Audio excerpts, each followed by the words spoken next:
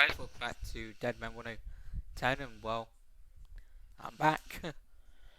And yeah, on the last video we talked about the WWE going out of the PG era and back into the TV 14 era, and yeah, since then I've been a little bit preoccupied on medical stuff, but anyway, I'm back, and I'm finally going to be doing my SummerSlam review, and well, yeah, we've definitely got a lot to talk about, and we're going to be using Kicking In With Ross's video to talk about this subject, so there you go.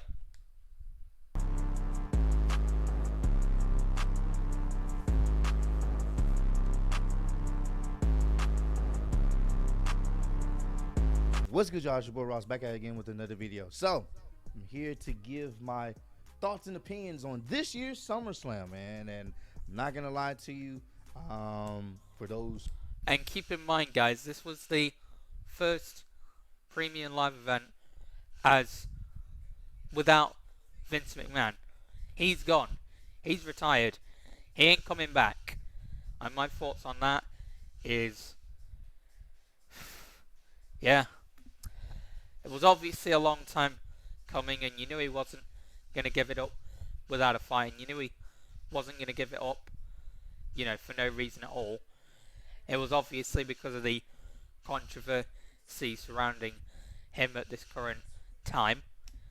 You know, all the news that broke out and all that other stuff. We, of course, did 3 videos about that matter. So, yeah, if you haven't seen those, then check those out. I'll put links to them at the end of the video in the description, so I'll do that. But yeah, so he's gone and all that jazz, and yeah, as much as this was a long time coming, and as much as we all wanted it, and as much as he was running WWE into the ground, we have got to applaud Vince McMahon for the level of entertainment that he did bring us for a time, and for how long he brought it to us. I mean, we're talking 50 years, so yeah, that's quite a big deal. So obviously, thanks Vince for your service, and yeah, it's crazy, dude. It really, really is crazy. And yeah, almost is a bit surreal that he is gone, but since then the creative hands have been driven to the man himself, Triple H. So this is the first premium live event without Vince and with Triple H in charge of creative, so keep that in mind. So there's going to be changes, and there's going to be changes moving forward based on how Raw went down, which was very, very solid, by the way. Thoroughly enjoyed it. But yeah, so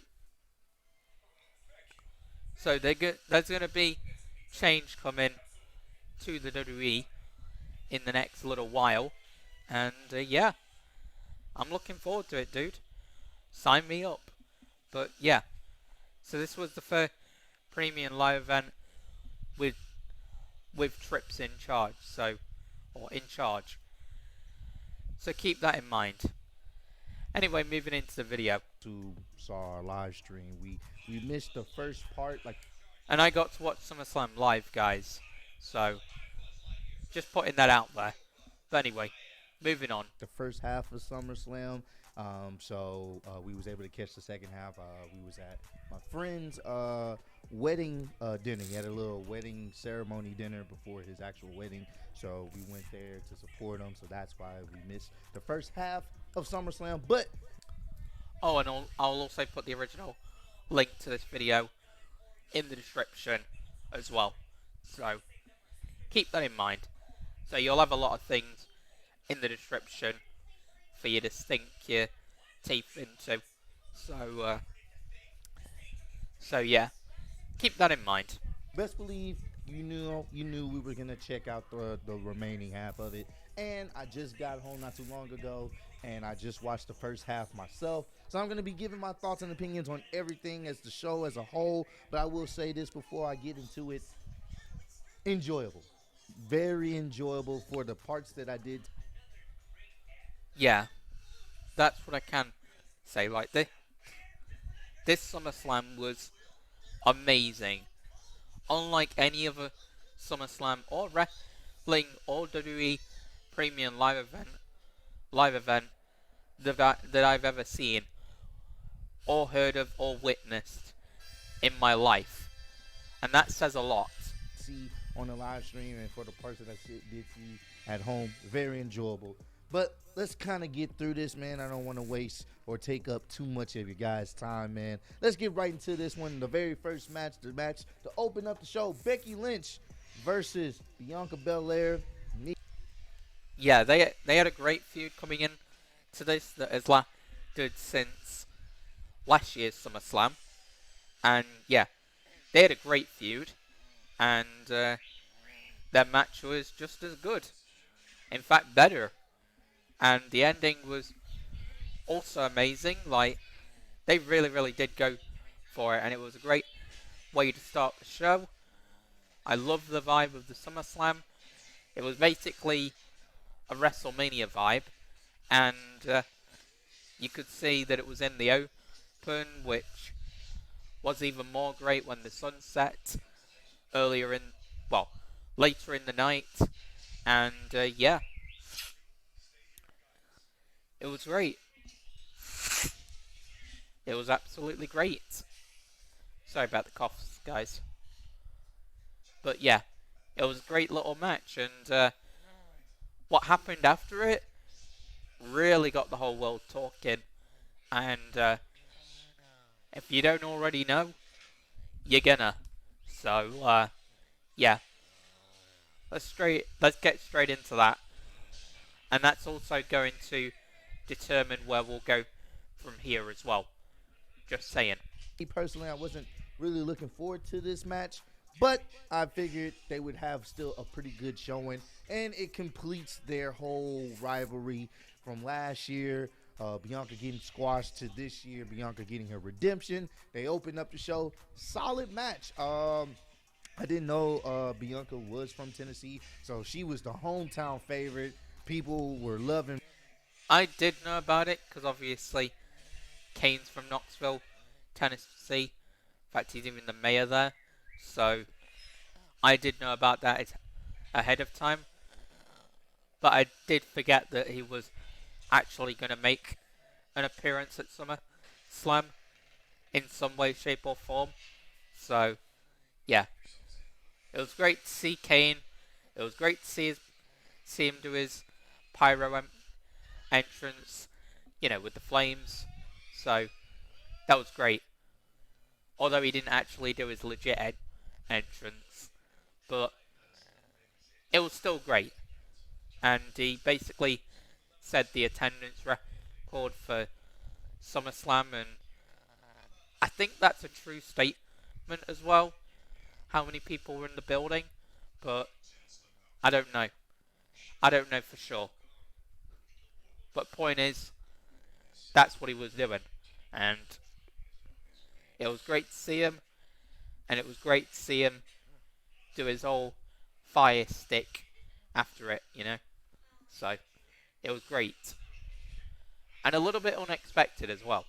For loving her, the crowd was going really amped up for her and what she had going on, and it was a solid match. It was enjoyable for the most part. I expected them to put on a decent match. They're really good together in the ring, but I think a lot of us are really intrigued to talk about what happened at the end of that match. So obviously Bianca gets the win, which I predict.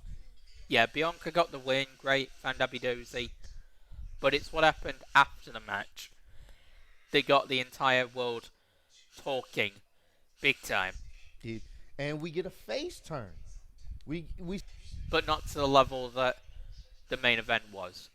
But we'll get to that later. somewhat get a face turn. Oh, and also Becky turned face as well, which was interesting. We'll have to see how that pans out. Although now she's been sidelined for a little while, thanks to the three people that returned at SummerSlam after Becky and Bianca's match. Well, at the time of watching it, you wasn't sure, but I can't even think of her name. Becky was basically like, stretching her hand out for Bianca to shake her hand, kind of reminiscent of when Becky. Yeah, I actually thought that Becky was actually going to do it again. I was like, does she trust her? Does she not trust her? Where is this going? What the hell is happening? That's what I was thinking when I saw it live. So, it was a really, really cool feeling. And it was a really, really cool moment when we did see what happened. So, that was cool. Very, very cool. He came back last year, and she wanted to shake, Bianca wanted to shake Becky's hand. So they shook hands, they hugged each other, and then Bayley's music hit. Of course, a lot of people have. Yeah, frickin' Bayley returns after over a year away. And get this, guys. I forgot about this, but Cleaner didn't. Cleaner Fall, shout out to you, buddy. But yeah, he reminded me that Bayley was actually the last person to be in front of a crowd after obviously COVID happened. She was the last person that never got to, so I could imagine how amazing that felt for Bayley. Like, just insane. And her return was amazing. And she missed over a year of action as well. So, that made it all the more sweeter. Been speculating. And she's still a heel as well, which is even better. Just with more motivations and different motivations now, obviously. I wasn't sure if Bayley. I figured she was going to return, but I didn't think she was going to return in that match. I thought she was going to return in the Ronda match, but we're going to talk about that, what happened there. But she returns, but she didn't come alone. She brought Io. Oh, far from it. She brought Io Shirai, that's now going by Io Sky or something nowadays. But yeah, she brought her out, and that was actually her debut, believe it or not. And obviously SummerSlam debut, because she was on NXT for all the time that she was in the dub before. So yeah, crazy.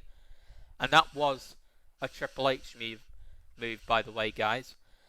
And Dakota Kai even referenced it on Raw when she said, "We know how to play the game," in note to Triple H's theme song, one of them, his most famous one. So, yeah. So, that was definitely a Triple H move. All of those three returns were. And yeah, Triple H is trying to make the women's division better, which good on him. I knew he would, because he is a crackhead when it comes to the women's division, but in a good way. So in a good crackhead vibe, and I'm happy that he is doing it, because he should. Because I want to see that women's division evolve into something greater. And I can trust Triple H from that standard, because I know how much he wants to do that. I mean, even he and other people have gone on record to say that Hunter loves his women's division. So, yeah, he'll do a great job with that, like he already has been doing. So, good on him. Shirai and Dakota Kai with her. Crowd chant. Yeah, Dakota Kai came back after being, I think, released. And, yeah, that was probably her main the debut, as well as return. So, yeah, that definitely blew my mind. All of that did, and it blew all the fans' mind as well. So, yeah, if obviously you're a wrestling fan, then you know what I'm talking about. But yeah, it was a cool moment. All three of those were, and they had a great follow up on Monday Night Raw, which was good. Where basically they were the centerpiece of the show, which I thought was pretty awesome. Because women's wrestling doesn't end up that way a lot of the time, especially on the main roster. So, yeah, that was a very, very nice change. It really, really was. Holy shit. When you guys were telling me about this in the chat before we even was able to record, I was looking forward to it. You know what I'm saying? So when I saw it happen live, crowd was happy, and it looks like they're going to align themselves with Bayley. And she came back and she's talking her trash in the ring with Bianca. Like, you thought I was going to come back by myself? I got the best in the world with me. And what was cool is seeing Becky stand right. Yeah, there was a little bit of a stare down between the faction and Becky and Bianca, which was really, really cool.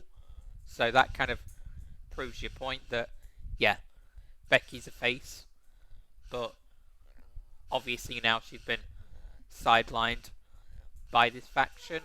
So, yeah, that was a cool moment.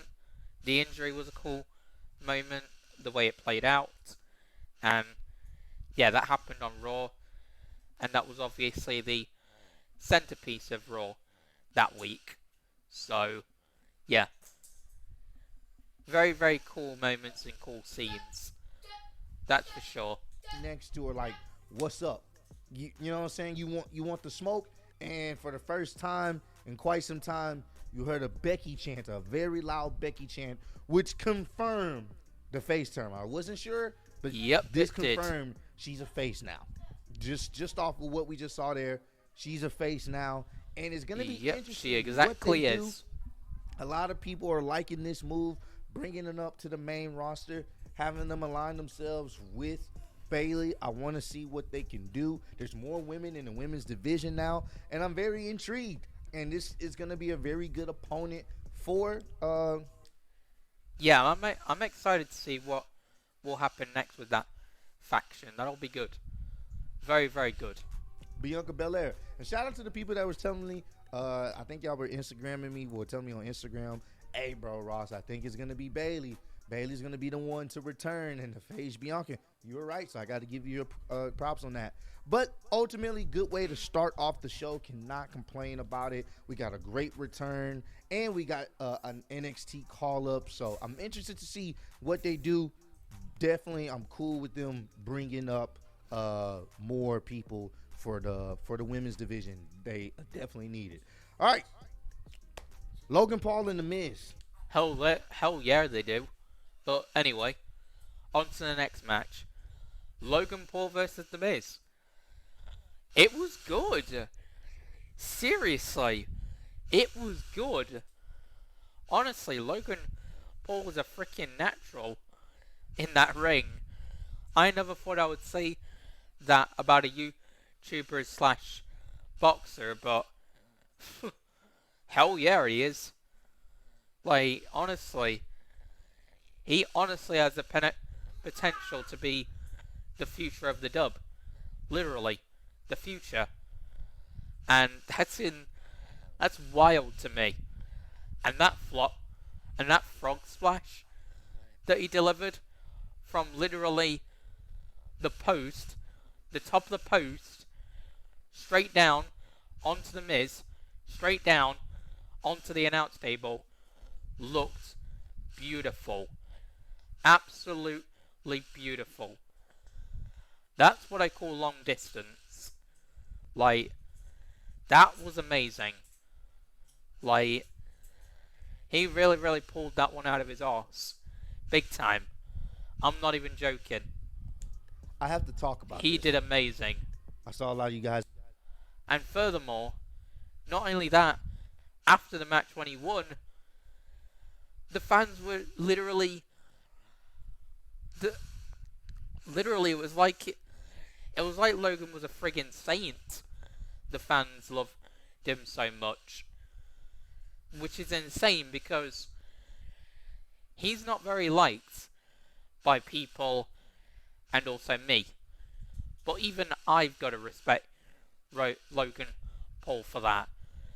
So he's making me like him just a tiny little bit. But, yeah. Fair play to Logan Paul. He showed up and he showed out on that night. Seriously. You guys have no idea. Well, if you're a wrestling fan and you've watched the show, then yes, you do. But for anybody that didn't, you have no idea. Like, that guy was a friggin' natural. And it didn't even make sense. Like, I could not believe it. And Tommaso Ciampa was there causing a distraction, wanting to watch the match on a steel chair, which, hey, fair play to him. But he did have to go out after being told by the referee. But still, fair play to him. And, yeah. AJ obviously made the save with a phenomenal forearm. Literally from out of nowhere. And he sent Ciampa packing. So that might lead to a Ciampa and AJ feud, perhaps, for the United States title. If he gets it from Bobby Lashley next week on Raw. Which would be amazing. Because Ciampa is a Triple H guy. So that could happen. Plus it's taking place in Johnny Gargano's hometown, ironically. So perhaps Johnny will return because he's a Triple H guy. So you never know. Maybe we'll get a tag team of Johnny and Ciampa going after AJ for the US title, which will mean that AJ will have to call upon an opponent of some kind. That would make for great television. Seriously. Something fresh, something different. Sign me up. I would love that. Like, that would be a fun little feud. Seriously would. I don't know how long I would want it to last, but it'll be great entertainment for Raw. Great entertainment. For sure. If you're a wrestling fan. Like, it'll make for great entertainment, no less. But yeah. Going back to the match, and Maurice was also there, Mrs. Wife, causing a distraction. Just to let you know. For the women's division. Oh, damn it. What a selection, attractive prices at Bilyani Co. UK. Go away. Give my thoughts and opinions on stupid this thing. year's SummerSlam, man. I was not hoping to do this.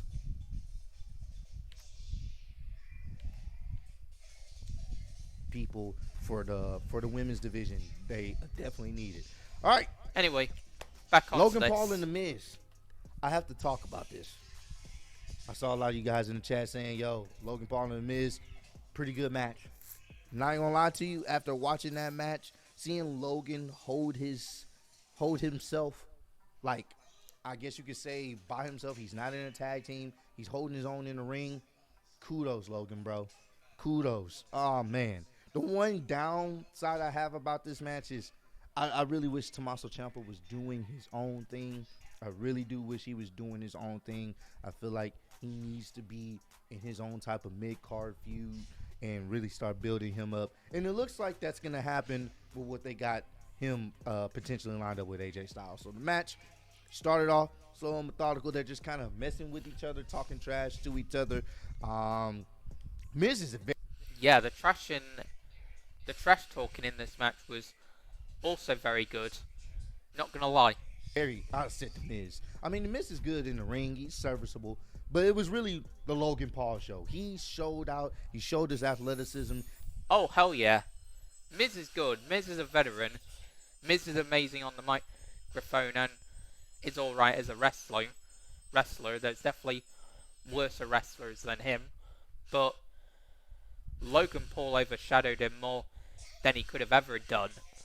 Like, his performance was legendary. Like, goddamn. Who would have known that would be possible for a YouTuber / boxer to do? Who would have thought? Not me, that's for sure. He showed that he knows what he's doing, and I can appreciate it. At one point in the match, Tommaso Ciampa ends up getting, he ends up getting ejected.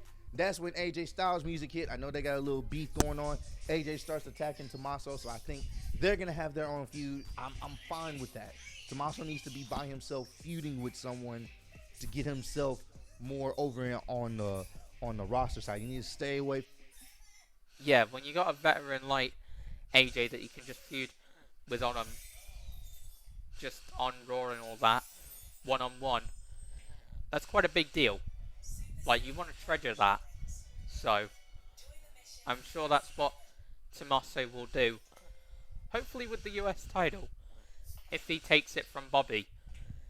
Because like I said, he is a Triple H guy. It is taking place in Johnny Gargano's hometown. So, you never know.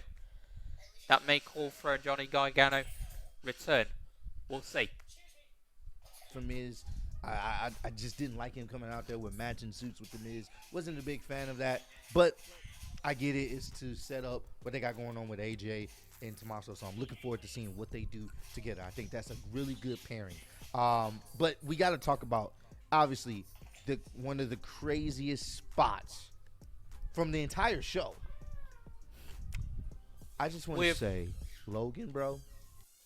We, of course, talked about it, so I don't see any reason for us to talk about it again. So just hear Ross's take on it. I don't know what you made of, but I respect it.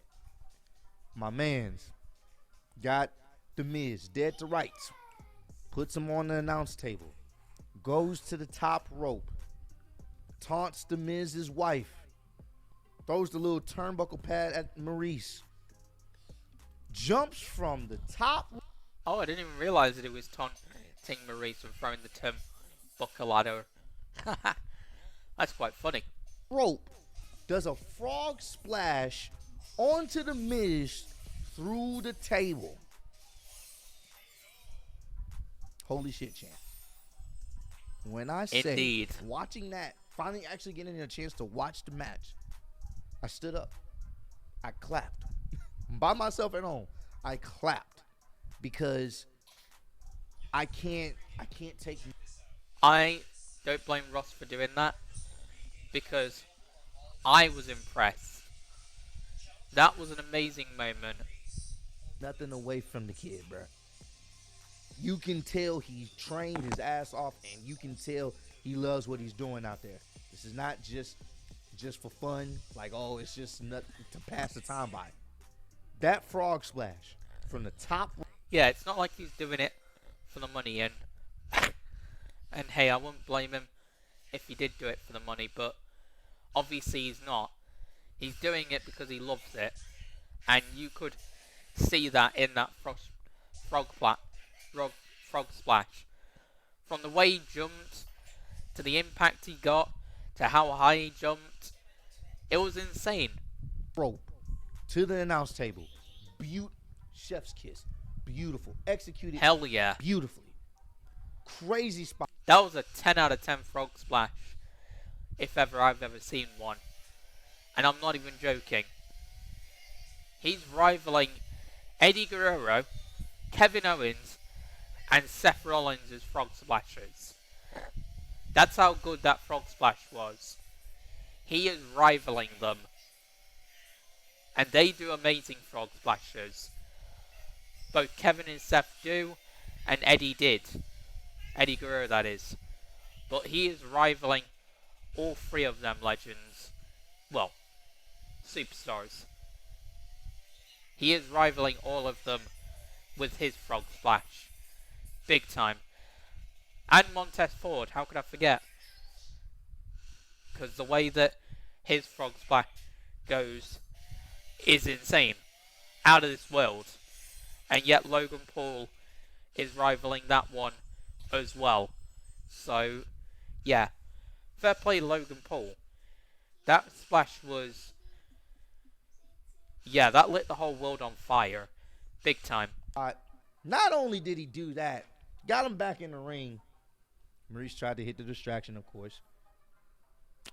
Logan hit Miz with his own finishing move. Hit him with... yeah, that was an emphatic statement by Logan. Which, fair play. I think that's how it should have ended. I mean, I don't like that he doesn't have his own finisher, but hey, he had to put a statement on the feud somehow, and well, that's what he did. So, fair play to Logan. I think that's how the feud and the match should have ended. So, yeah, I'm fine with that result, even if he isn't using a different finisher for himself.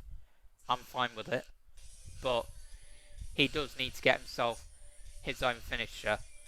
Not gonna lie, but still, I'm fine with it for this one off, because that was to end the feud, and I think that was quite a statement that Logan Paul did make. So, yeah, fair play to him, or fair play to him, or fair play to him. I couldn't quite say it, but you guys get what I mean. Yeah, great, I've got to charge my controller. Brilliant. How the friggin' hell am I going to be able to do that? the Skull Crushing finale with a 1, 2, 3. Loved it. Loved it, loved it, loved it. That's the one thing that they probably gonna have to work on, because I know they want him to be a face. He doesn't come off as a face, but when he's in that ring, Not quite. he comes off as a face, bro. That's the crazy Hell thing. yeah. When he's talking, he comes off as a heel, but when he's in the ring and doing the moves, he comes off as a face. Crowd loved it. I loved it. That was a great match. That was a good solid match for Miz and for Logan for what they did. I enjoyed that match for sure.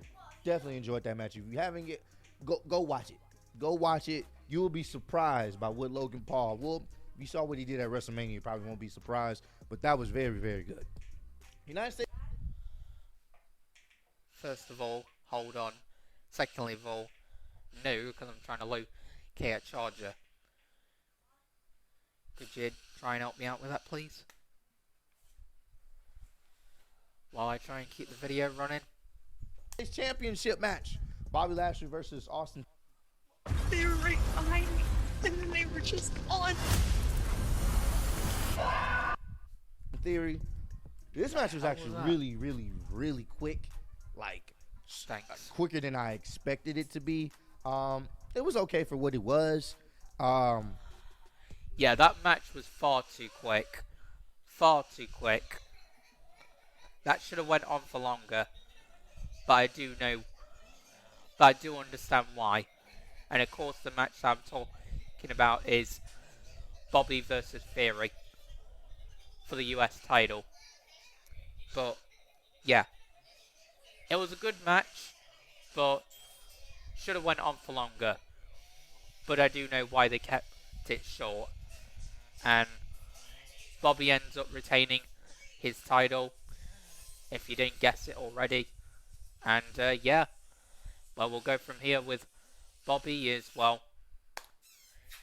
He'll be obviously defending his title against Ciampa, and then I don't know what happens with Theory. And then as for Logan Paul versus The Miz will do, I don't know, whatever. And then Logan Paul will do, I have no idea. But I guess we've just got to wait and see from both guys.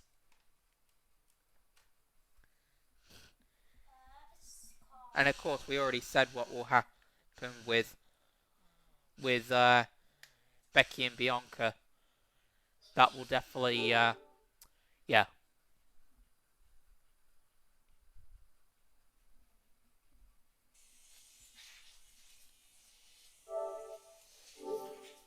So everybody definitely knows. What was really interesting is the story that they're telling with Austin Theory, and they've been doing this for weeks.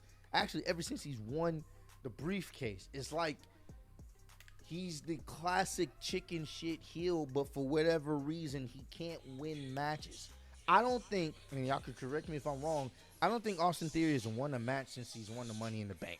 And here, he lost the match. He lost the... SummerSlam exceeded all of our...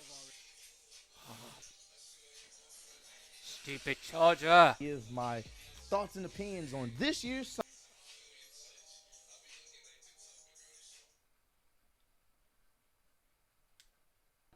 Kicks the hell out of Damian Priest. Because I know they want him to be a face. He doesn't come off. Actually, ever since he's won the briefcase, there we it's go. Like he's the classic. Sorry that this video is taking but so for long, whatever guys. reason, he can't win matches. I don't think. I mean, y'all could correct me if I'm wrong. I don't think Austin Theory has won a match since he's won the Money in the Bank. And here, he lost the match. He lost the match to a submission. He tapped out quickly once again. And I'm okay with Bobby Lashley retaining. Hopefully, he can move on to someone else. They can really get a real good feud, a real good program for the United States Championship. This was an okay match. It's not something that I'll remember. It's not because it was bad. I think their match they had at Money in the Bank was much better. Way better than this. Oh, hell it But was. it's just, I'm really confused on what they're doing. And it was longer with as well, Theory. so that made it better. Because ever since he's got that briefcase, he can't seem to get a goddamn win, to be honest with you. So this was a middle of the Yeah, road he match. can't. Not bad, but they've had What a better sad at Money in soul. the Bank, in my personal opinion. And Austin Theory taps out very quickly, and I'm not sure what happens, but we're gonna talk about him towards the end of this crazy show. We got the Judgment Day versus the Mysterios. No disqualification. I did not care about this match because I'm tired of seeing this match. I'm tired of their back and forth. I just want this feud, honestly, to be done and over with. But I think a lot of us knew what the implications of what was going to happen in this match. So I'm just going to skip hell to yeah. that part because I kind of skimmed through this. You know, as I was watching, I was watching a few parts. The crowd didn't really seem too invested into it. They started off hot, but The match was okay, but it's really what happened at the end of the match that really actually, gave the match new life, if you will. think people are just tired of this, and they were really looking forward to You Think You Know Me. Edge himself. At one point, the Mysterios are about to get sent to the gulags. Finn Balor's asking for a chair. This is a no Finally. disqualification tag. And all of a sudden, the lights go out and you see flames going up these steps. And then you see Edge rising from the flames with a red jacket, the black shades, with a demonic look. And he runs down the rampway, kicks the hell out of Damian Priest. Yeah, Edge ends up appearing out of nowhere, between the flames, by the way. And literally, the guy runs like a freaking psychopath with a fury in his eyes like I have never seen before. And then he literally kicks the bricks off of Damian Priest and spears the hell out of Finn Balor and Damian Priest to the point where the glasses fell off that he had on him. Like, literally, his return straight up scared me. Seriously. Like, that was insane. What an entrance. And furthermore, he ended up apparently cutting his hair just that little bit more off. And people have been comparing him to stuff like Twilight and Star-Lord from Marvel, which I can see all of the comparisons. I mean, it does seem like all of them were rolled into one. And I honestly wish I could get Edge's jacket that he wore at that event, because, jeez, that looked great. And the shirt wasn't too shabby either, but especially the jacket. I loved that. But yeah, great return. Crowd's going crazy. Hits a Hell spear yeah, on they Finn were. Balor. Damian Priest comes into the mix, hits a spear on him. Then he puts Finn Okay. Balor on the ropes for the double 619, the stereo 619, and Ray hits the splash for the 1-2-3 victory. I think that's all that everyone cared about, to see Edge. And Edge is looking maniacal at Judgment Day. And that's what I'm excited about. Now, it's a double-edged sword. Here's the thing. People weren't really that bothered about the match. They just wanted to see Edge. And boy, did we ever see him. And on Raw, he basically said that he'll vow to end what he created, i.e. the Judgment Day. Edge, I don't think There he's you coming go. back to lose. I think Edge is going to come back to dismantle Judgment Day. And it sucks. Because that... Yeah, that is kind of a bit of a problem. He is going to literally destroy them. But I suppose that's how the story goes, so there's not really a lot you can do.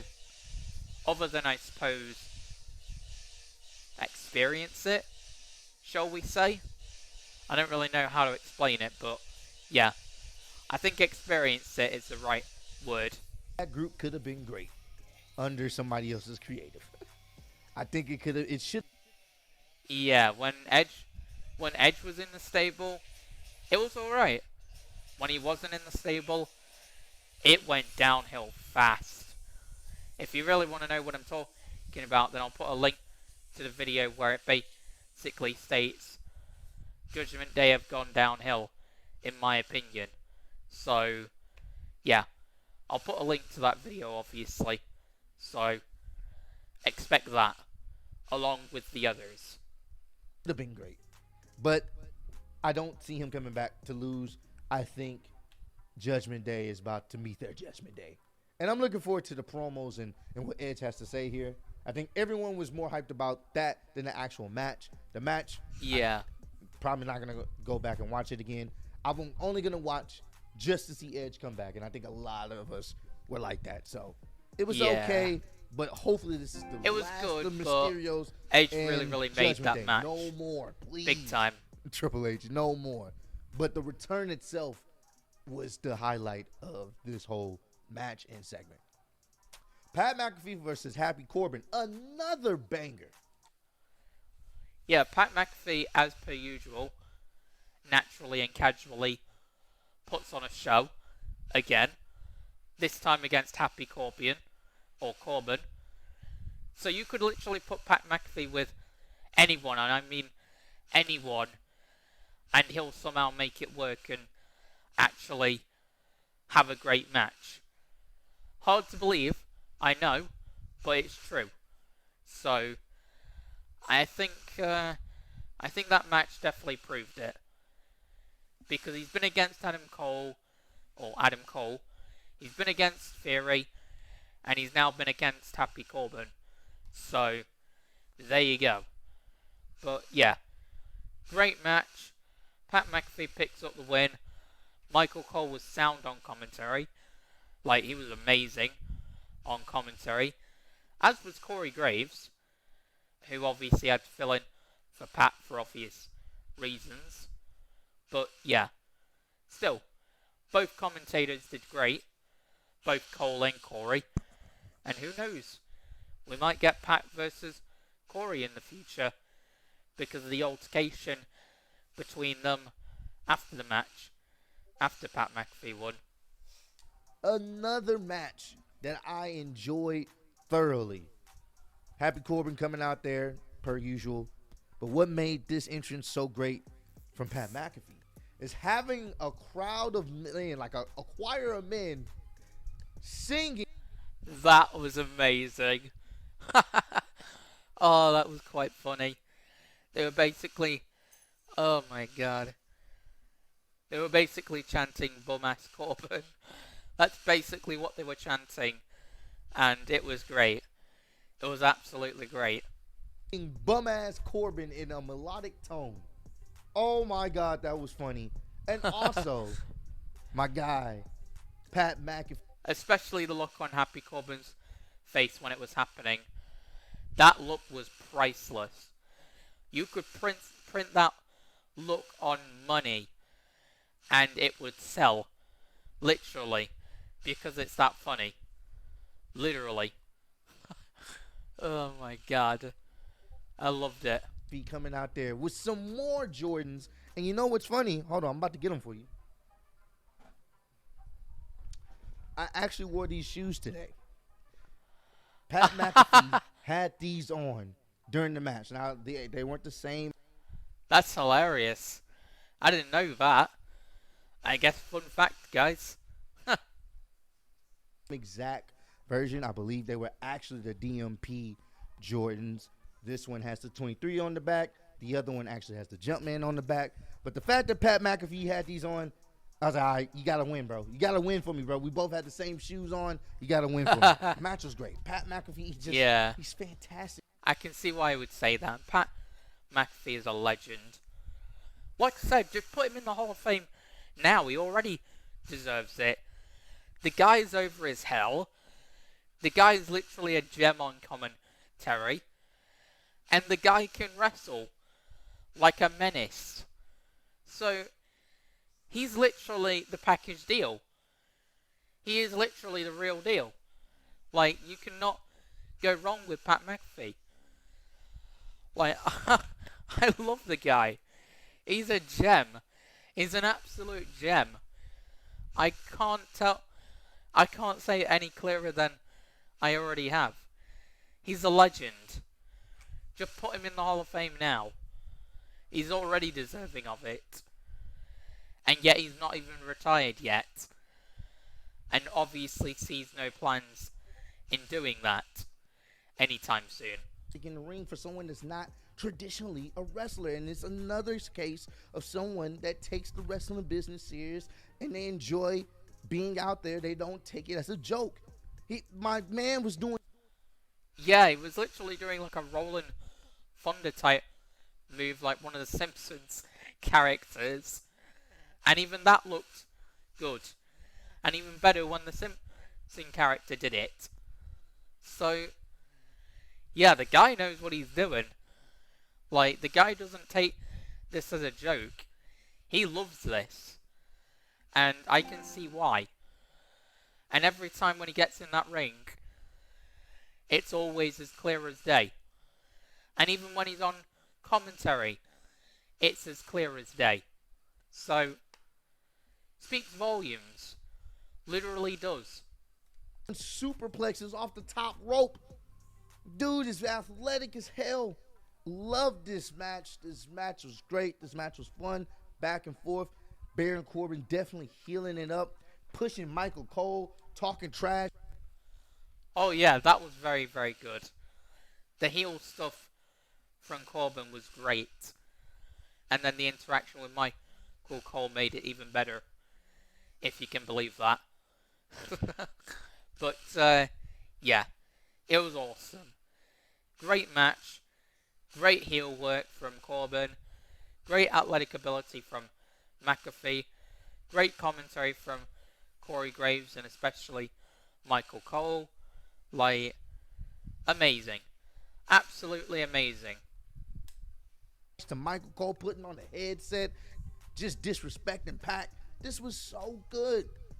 And I loved it. The ref ends up getting knocked down. And if you guys saw SmackDown, Baron Corbin kicked Pat McAfee in the jewels. So it was a little bit of Yeah, he basically kicked him in his ball sack and, well, Pat McAfee basically returned the to Happy Corbin once the official was knocked down, and that's how the match ended. Which, hey, fair play. I'm fine with that, because that's a great way and a great storybook ending on that feud. A great one. And unlike most faces, they wouldn't do that.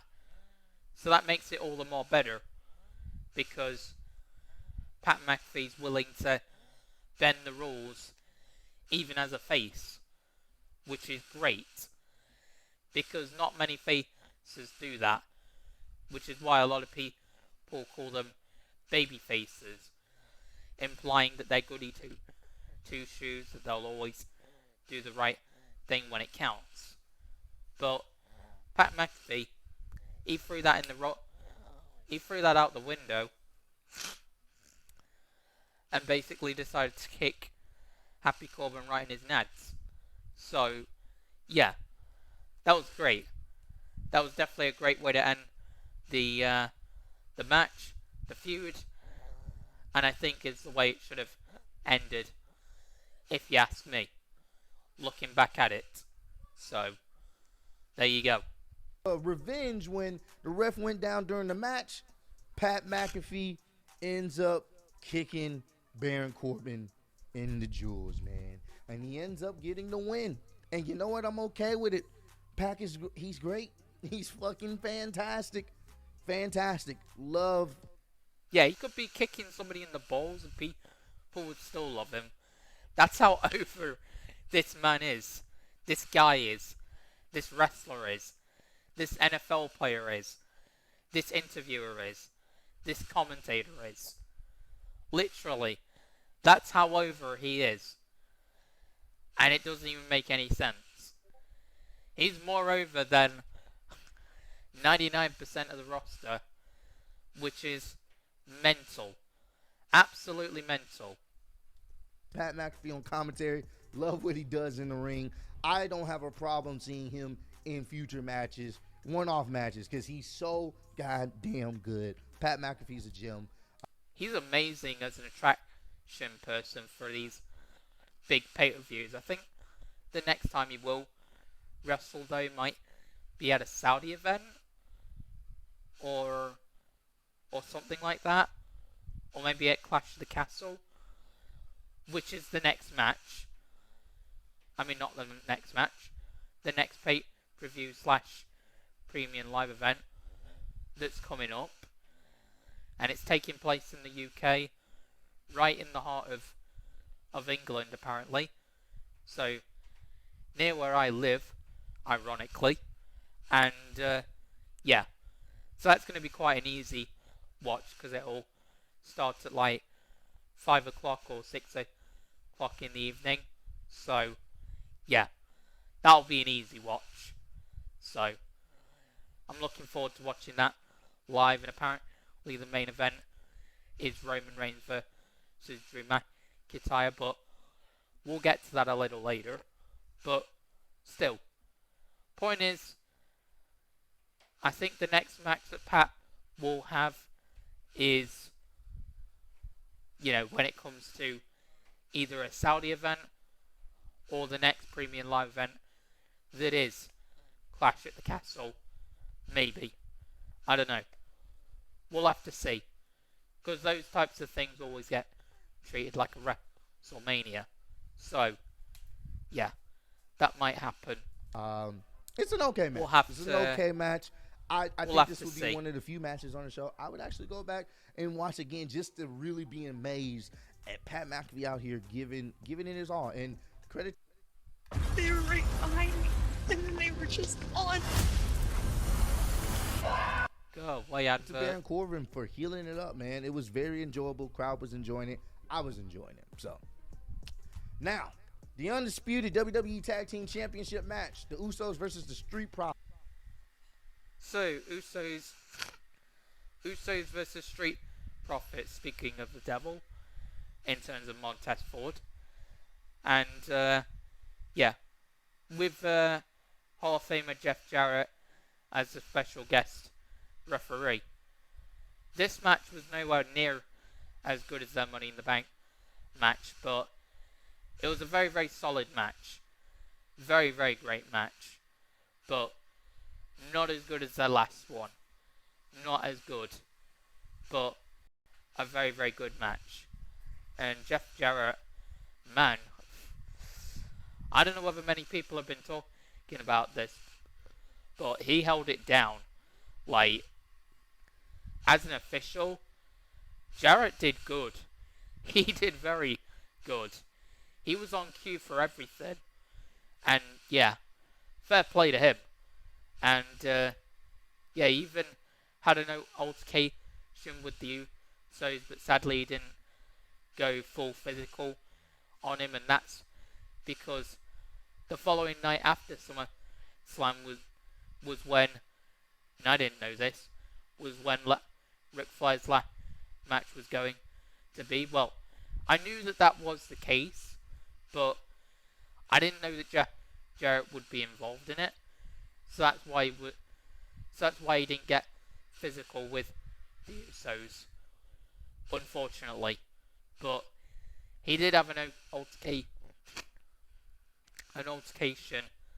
with one of them, though. So there you go. But yeah, the match was good. Usos walk away the winners, and if it weren't for Montez Ford's extreme frog splash that injured him, the Street Profits would have ended up tag team champs or undisputed tag team champs, and this is only going to build to a breakup between the Street Profits, more than likely, which I am looking forward to that. That'll be a good feud, and yeah, I'm definitely intrigued to see Montez Ford go out as a single star, because I think he has real potential. Very, very big real potential. Because he's charismatic on the microphone, he can wrestle, he has one of the greatest frog splashes in WWE history. So, fair play to him, obviously. So, I'm looking forward to seeing him in singles action. Possibly. We'll see. Special guest referee Jeff Jarrett. Not gonna lie to you, I was kind of disappointed with this match. Their match at Money in the Bank was better. This one was started to pick up towards the end, but for me, I preferred their match at Money in the Bank. Their match at Money in the Bank was much better, in my personal opinion. But it seems like this match is planting seeds for something potentially bigger. So, yeah, towards the end of the match, we did talk about that. If I'm wrong, maybe of course. I think Montez Ford had hit like I don't know if it was a frog splash or I forgot what move he had hit, but he didn't get the 3 count. So he starts arguing with the ref, like getting really irritated, more than normal. Yeah, that also did happen after that kick out by one of the Usos after the frog splash that kind of injured Montez Ford. And yeah, he got mad at the official Jeff Jarrett. Real mad. Like, he was getting in Jeff Jarrett's face. Like, he was like, bro, what the fuck? So he tagged in Angelo Dawkins or whatnot. Tagged him in or whatnot. Then the Usos tag team Montez Ford outside the ring, throw him over the barricade, and then they end up getting pretty much Angelo Dawkins by himself, hit him with their finishing move or whatnot. And right when Montez Ford was about to dive right back into the ring to break up the count, the match was over. He wasn't able to get there in enough time. And it was kind of anticlimactic. I think a lot of people were expecting more from them in this match. It definitely was for me. It was still okay. I just feel like their match at Money in the Bank was better. But the real story to tell here, the real story to talk about specifically, is the fact that Montez Ford was just sitting there. He just had this look, this I'm about to go rogue look. Like, it was just like this. He looked like he was gonna punch somebody. Seriously, he was about ready to lose his, like he was about ready to lose it. Big time. Excuse obviously my, of course, language, but you guys get what I mean, like, he was ready big time. Look of like despair, and I don't know what that's about.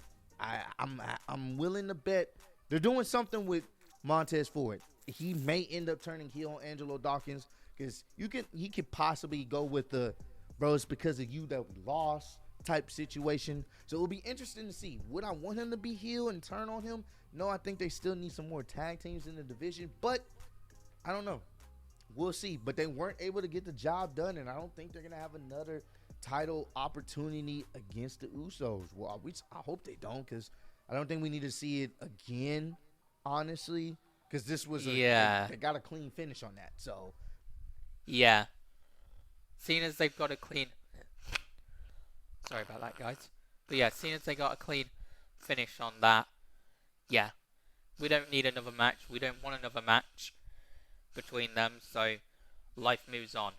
Usos retain, take the L, Street Profits, and moving on, obviously, to the Usos finding more challengers, hopefully that they haven't faced yet. So, there you go. And furthermore, if all that wasn't enough, yeah, I don't think Street Profits will get another opportunity at the Usos for those titles, the Undisputed Tag Team titles. I don't think that will happen. Plus, we've seen it far too many times. Like, I was willing to give them a pass at Money in the Bank because, well, the performance was legendary and there was controversy, so I was willing to give that one a pass. But hell no, not this one. So, yeah. Now that we've had a clean match and now that this match has been put behind us all, yeah, we're moving on. We don't need any more matches between them. Not right now, at least. And I suppose not ever again. But anyway, moving on. there was no screwy finish here, so I don't know. We'll see what they do. But I'm really interested to see what they do with Montez, because it's like they're planting the seeds because of just how he was looking. It was definitely different from how he normally looks. All right, so this little mini segment of Matt Riddle. I like this version of Matt Riddle. Matt Riddle comes through the crowd. He's talking trash. He's talking trash to Seth Rollins, because Seth Rollins entered him per storyline. It's like, Seth, I'm not done with you, bro. Come out here, get your ass out here, and I'm gonna beat the crap out of you. I like that. Yeah, thingy. So here's the deal about this segment. So I never got to do a video about Seth and Riddle's match being cancelled because of what happened the Monday night before SummerSlam with the stomp to the steel steps. Apparently Riddle got a really, really serious neck or spine injury and the match got cancelled. All of us, including the C Wrestling server, figured that, hey, Seth's gonna get another mystery opponent. I wonder who it could be. Blah blah blah. But that didn't happen. Instead, we had Riddle casually pull up from out of nowhere and literally demand that Seth gets his arse out here and fights him. And Seth does that, and he runs like he's Sonic, even outrunning all the referees. So that's probably going to be memed at some point, I feel like. But yeah, so he ends up doing that, and then they end up brawling, and then they end up in the ring, and Seth ends up stomping the hell out of Riddle only once. Actually, maybe only twice, I don't know. But still, it happens. So, yeah. So that happened. And now, obviously, Riddle's more injured. So, that was a bit of a stupid move on the part of Riddle. But apparently they're building the storyline more up to have it be taking place at Clash of the Castle. Which I'm fine with, that's fine. I think that does need a bit more build, so I mean it was smart on the part of the dub So, fair play to them, and fair play to Riddle and Seth, who were involved in that segment. That was a pretty decent segment, I would say. Not the worst. So, yeah. Was definitely interesting. I can fully say that. And, yeah. It was alright. It was alright. Aggressive Matt Riddle. That's what I want to see. Seth Rollins come out there, 40,000 people chanting his song, singing his song. He runs to the ring and they start brawling. And I loved every second of it. But of course, Matt Riddle gets sent right back to the gulags. Officials start breaking it up. And there's more to come with them. And I like what they're doing with Matt Riddle here. I like that aggressiveness. Yeah, they're trying to make him a bit more aggressive, which I love. I think that's what he needs to thrive. So, if they can keep that up, if the WWE and WWE creative along with Triple H can keep that up, then hell yeah, sign me up. I think that's a brilliant idea. So, yeah, that'll be good. That'll be very, very good. I'm excited to see where that will go, obviously. No more of the bros and having fun. Sometimes you got to fight. And I like that aggressiveness. It reminded me, if you guys remember, when Seth Rollins took over NXT, he took over the show, and because he won. Oh, come on. To fight, he wanted to put his hands on Triple H. I remember that. Yeah, that's legendary. That is these days. And it seems like Riddle was trying to recreate that.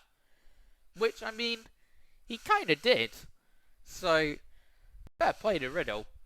But, at what cost, you know? So, it was kind of one of those things where you didn't want to stick a mean dog with a stick. So, he fought fire with fire, but it only got him so far. So, yeah.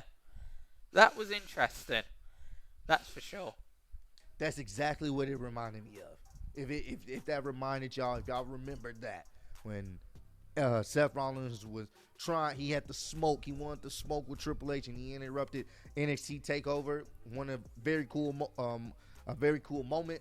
That's what that whole segment reminded me of. So definitely, I want to see where they take things and what they end up doing. Definitely. But I like this Matt Riddle. The aggressive, very serious. I'm here to kick your ass, Matt Riddle. This is my favorite version of Matt Riddle. I mean, I love the bro vibes. I really do, but let's be honest, I was never going to get him anywhere, to be fair. So, I'm glad. We need more of that. All right, so we got the SmackDown's Women's Championship match. Liv Morgan. Here's the deal about this match. I'm going to cut to the chase. So, Ronda Rousey versus Liv Morgan for the SmackDown Women's title. So, this match did what it needed to do. Liv wasn't really going to pull a fat one on Rousey when it comes to dominating her, because that just doesn't seem natural at all. As much as I am a fan of Liv, but she was never going to be able to do that. And I was voting for Liv to win. And as for the other opponents, I was voting for Bianca to win, Miz to win.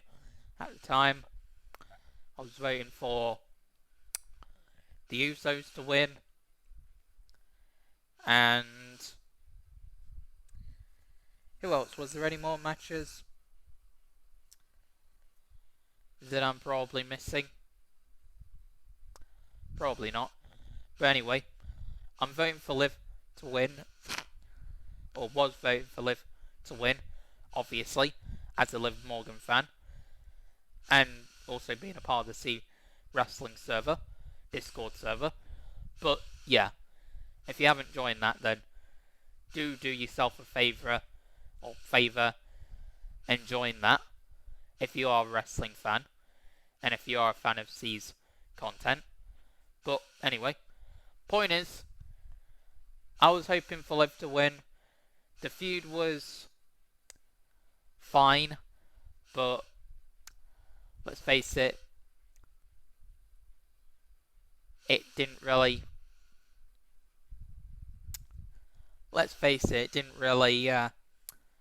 have a lot going forward or for it, considering of all the past feuds that Ronda has had after a return to WWE.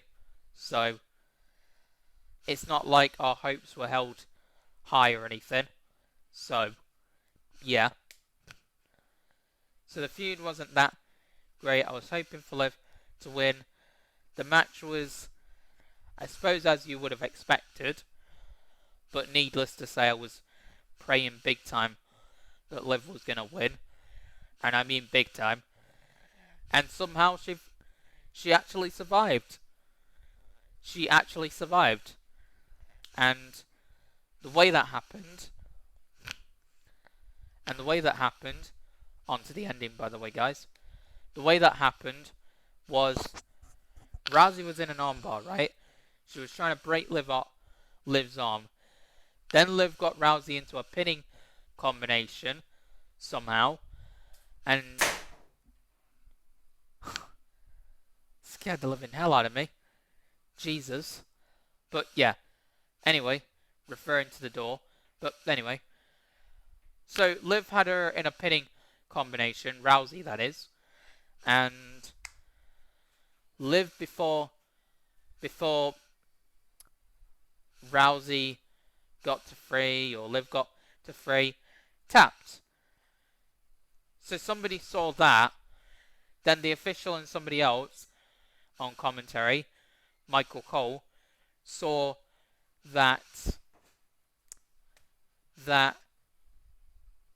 Ronda had her shoulders down, so therefore Liv won, and therefore she retained. But Rousey threw her dummy out the pram and decided to literally break Liv's arm even more, along with the WWE official's arm. So she's now been suspended, by the way, for doing that to the official, and in my mind, for doing that to Liv. But either way, realistically it was because of the official. And yeah, so that happens. Liv retains, Liv survives, and yeah, that was a very, very interesting turn of events. And I commented on a YouTube video stating that that was the biggest 50-50 booking that I've ever seen in my whole entire life. So yeah, that's basically what I said on a YouTube video, and I stand right by that, because that's a true statement, because that was what it was. 50-50 booking at its finest. And yeah, that's how the match went down, and where we'll go from here. Liv will face somebody else. Maybe Charlotte. I don't know. We'll see. But Ronda's suspended. That's all I do know. Versus Ronda Rousey. I've been saying this for weeks. It just doesn't make sense for Liv to win this match from Ronda. Not in traditional means. I can't believe it. I like Liv, and Liv, is a fan favorite. But realistically, just even from a storyline standpoint, I just don't see it. We're talking about Ronda. We're talking about Liv. Yeah. As much as I love Liv Morgan, and as much as the next guy, and I'm obviously a fan of hers as well, and obviously I was so happy for Money in the Bank. yeah, there was no way she was going to dominate this match. It was always going to be the other way around with Ronda doing that. So, yeah. Storyline beats love. That's all I'm going to say. Or say. That's all I'm going to say. Along with real life as well. Let's just keep it a stack here. And the match proved that to be true. Liv pretty much got her ass whooped the majority of this match. The story was Ronda was going to kick the living shit out of her and try to break her arm. And that's what it was. Like, they had to damn near stop the match to see if Liv could even keep fighting. That's what this whole match was. The crowd was kind of, they were there, but they not, it was really just, the crowd wasn't too into this match because it was one-sided. It was very one-sided. Exactly. Towards the end of the match, Ronda has Liv in another armbar, but Liv was able to get leverage, and Liv had Ronda's shoulders pinned to the mat, but Liv ended up tapping at the same time that the ref counted 3, or so we thought. So Liv retained the title. Ronda's pinned. Yeah. You look at the replay, Liv Morgan tapped right before the ref counted to 3 or whatnot, and the ref didn't see her tap.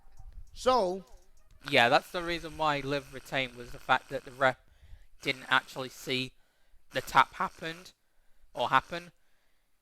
He only was focusing on Ronda's shoulders to the mat.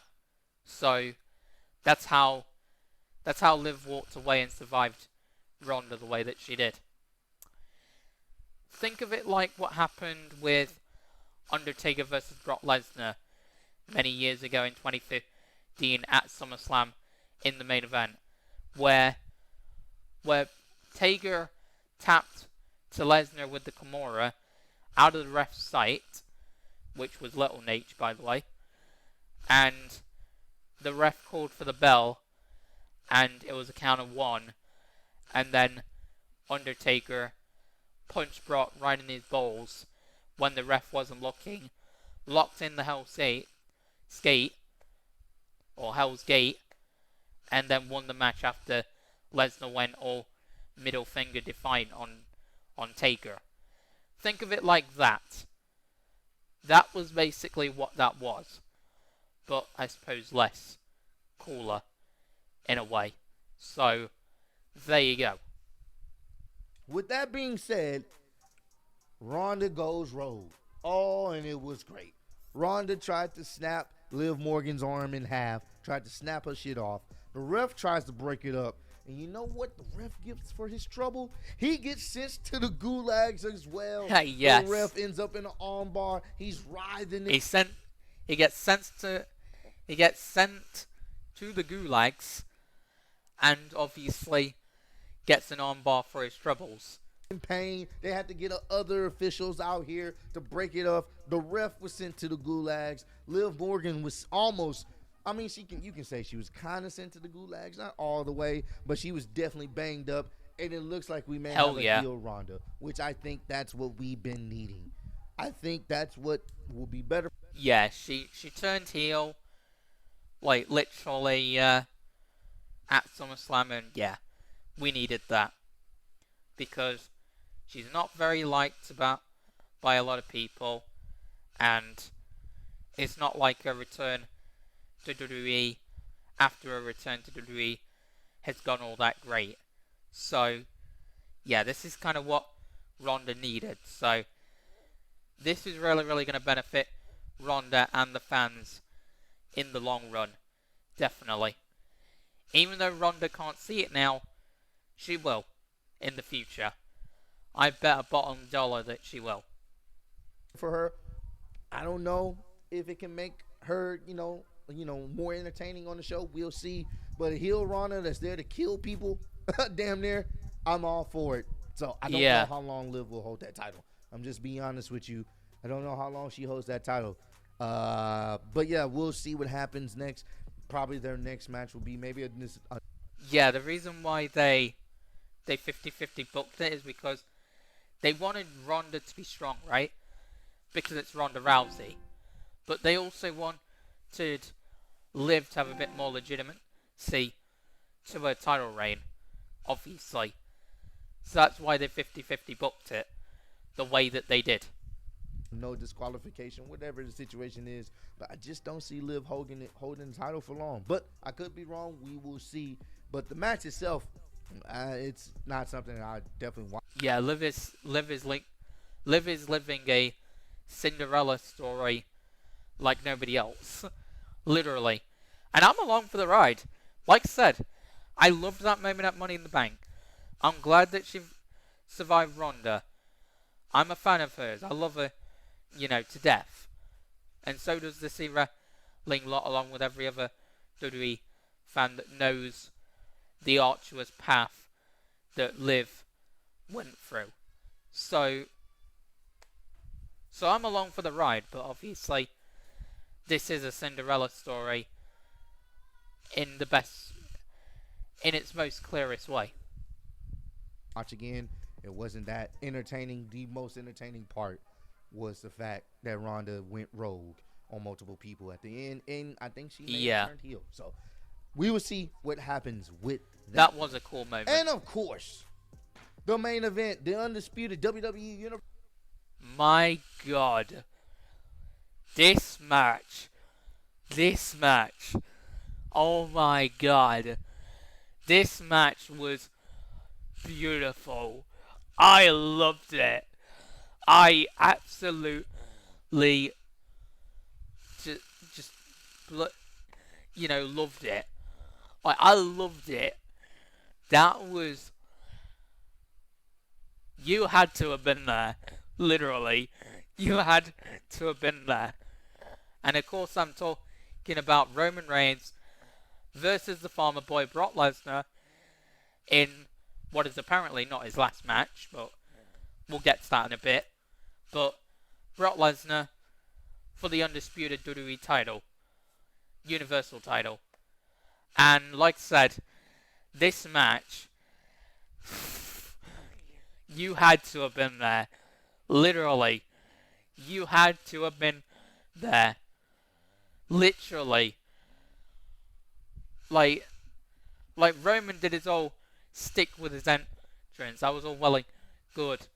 Brock did his thing. But he unleashed his inner farmer. And from that point, it was territory after that. Literally. The man pulls up on a freaking bloody tractor. Literally. A bloody tractor. Literally. He pulls up on a tractor to a wrestling match. When have you ever seen that? And then proceeds to lift Roman inside said tractor and dumps him into the ring. But he doesn't stop there. Not even close. He proceeds to use the tractor to push the ring. Bearing in mind, this is at least a 10,000 pound ring. And he lifts it up off the air, up off to the ground, 15 feet, with Roman inside, and he goes tumbling. That is the most insane visual in my entire life. And this was Last Man Standing, by the way. And literally, I'm getting shocked just thinking about it, bruv. I showed literally everybody those, and they all got a kick out of it. And they're not even wrestling fans. You don't even have to be a wrestling fan to appreciate that. That was a beautiful car crash. Beautiful. And Brock ends up leaping off the tractor to take out Reigns like some King Kong finesse. Literally Prime King Kong. Like, it's insane. And the ending saw Brock get literally everything thrown on top of him that you could think of that was at ringside by Roman Reigns. Literally everything. And he ends up literally pinning Lesnar, with all that by standing on top of him. Literally making Lesnar have breathing problems. And that kept him down for the count of 10. Therefore, Roman retains, goes on to Clash of the Castle against McIntyre. And McIntyre also delivered an off-script promo, which was amazing. Bringing up so many points, having so many fans chant a child of all people, and yeah, that moment was great. McIntyre looked like a legend in that moment. But anyway, so Roman's now going on to Clash of the Castle against McIntyre in the main event in the UK. And yeah, that's where Roman's going. Lesnar, I thought he would retire, which, to be fair, I was hoping he would after a performance like that. Like, literally, that match epitomized everything that the Beast's about. Farming, comedy, destruction, insanity. Like, literally everything. And Brock F5 pull Heyman through the in-out table, which was such a cool spot as well. That was really, really cool. And literally, yeah, so he does that. So Roman's going on to Clash of the Castle. Brock's apparently going on to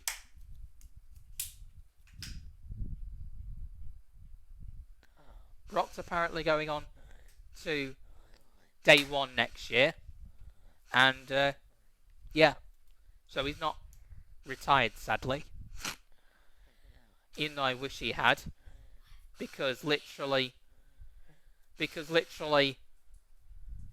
that would have been the perfect match for Lesnar to go out on. Literally the perfect match, even though the build has been basically non-existent. But when you account the last 6 or 8 years, yeah, it's had its toss and turns. It really, really has. And this is coming from somebody who's witnessed it all. Maybe not live, but at the time that it happened. So, that kind of goes to show how long I've been watching wrestling and how old I actually am. Even though I've been watching wrestling for the better part of 10 years. But I've never seen anything like what happened at that match. Never, ever. Never, ever. And neither has anybody else I've ever shown it to. So, yeah. That speaks volumes. You don't even have to be a wrestling fan to appreciate the ridiculousness of that. That is just wild. And, yeah. That is literally the greatest last man standing match ever. Nothing will top that. Nothing.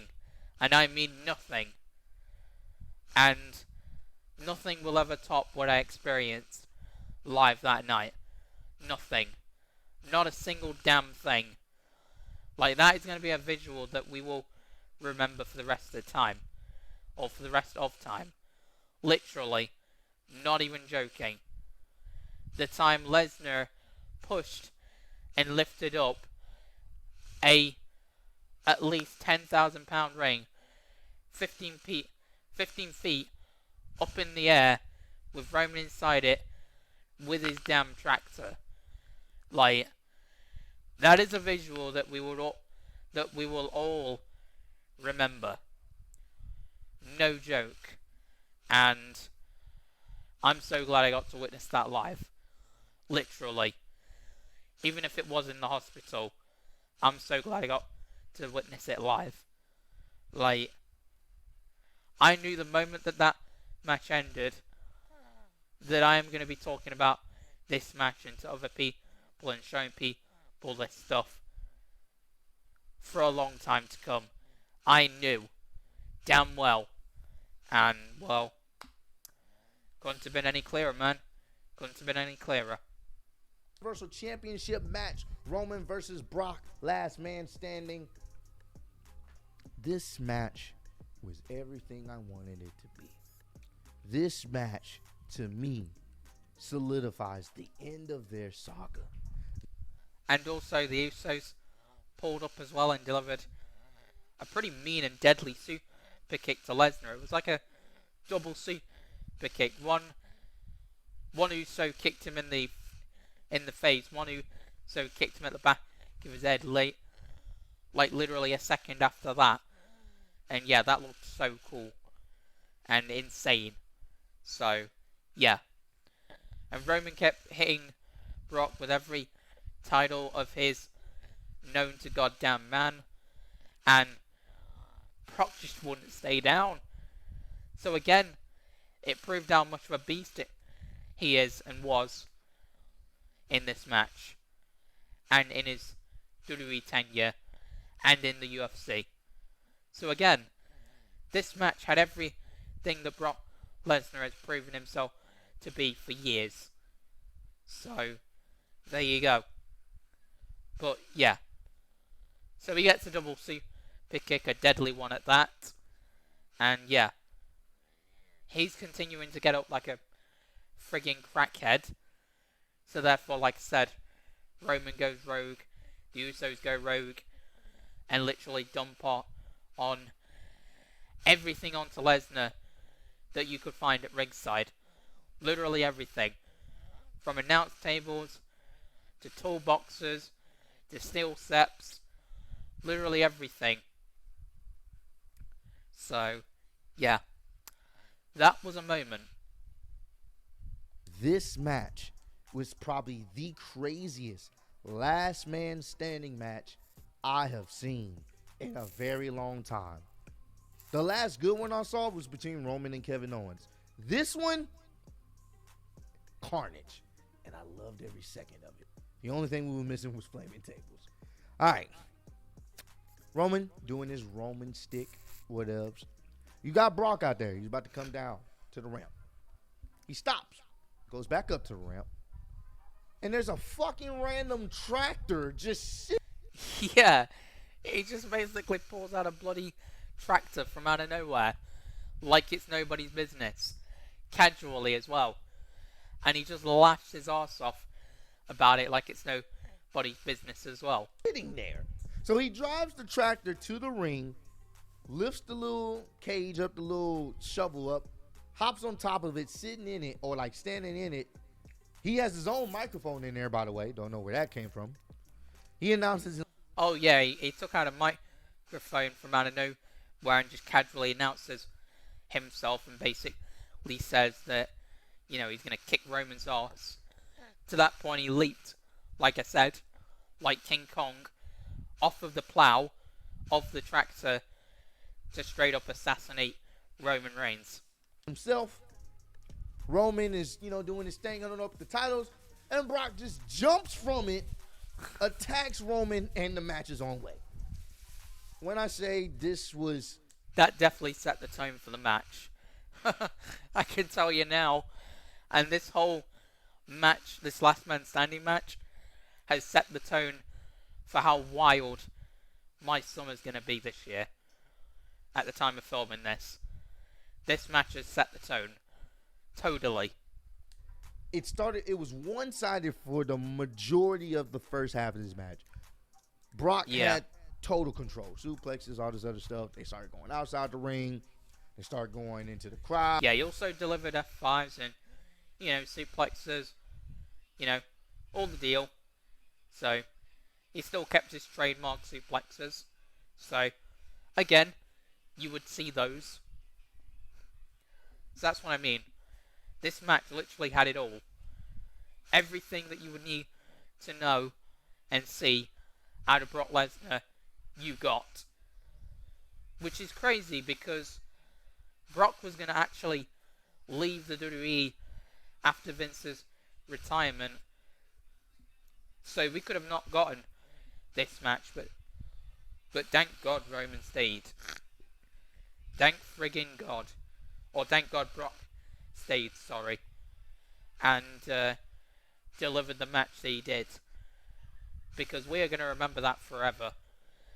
And also after the match, when the show went off the air, Brock was casually just chilling in a broken ring with his cowboy hat on. I mean, what a legend. There is few experiences in life that you can be able to experience. And Brock experienced one of them. Sitting in a broken ring, sitting down, relaxing, just chilling casually with his cowboy hat on. I mean, what's not to love about that? I mean, just legendary.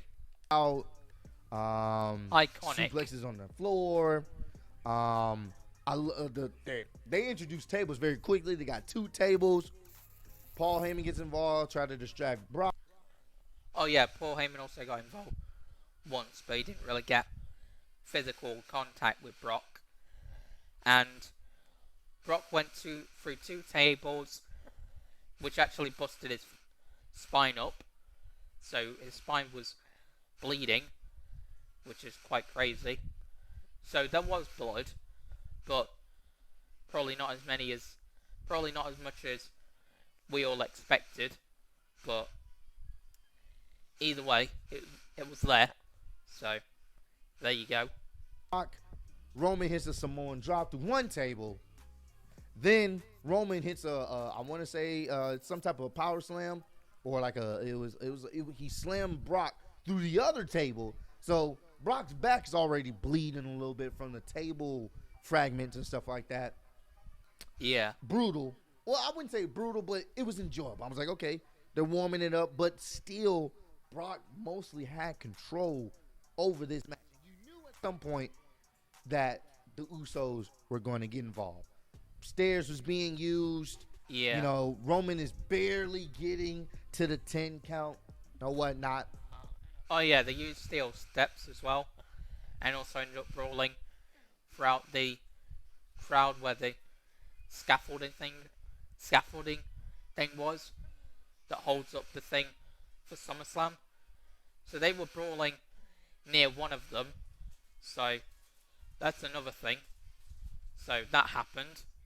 So Roman says, you know what? Brock says, you know what? Fuck it. I'm gonna put Roman in the little shovel on my tractor. So he lowers the tractor shovel, puts him in it, raises him up above the ring, dumps him in the ring like common trash. Brock gets into the ring. Roman hits him with a guillotine, trying to tap him out, but it didn't work. Brock reverses it. Oh yeah, Roman tried to do the guillotine, and then Brock does his own, which was quite surprising to be fair, because the last time that Brock did a guillotine was at SummerSlam 2018, so that was quite surprising.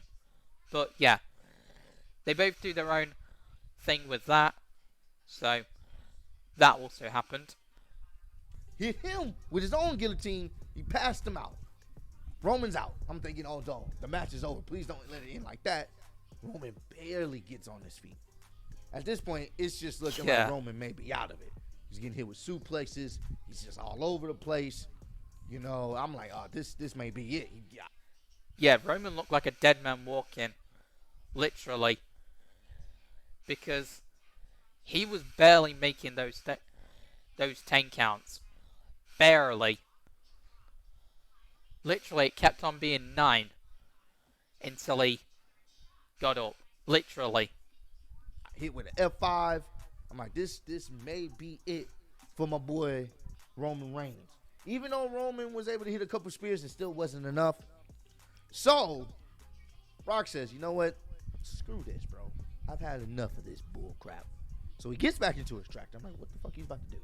Is he going to go back up the ramp and get another Oh my God. vehicle of destruction? No.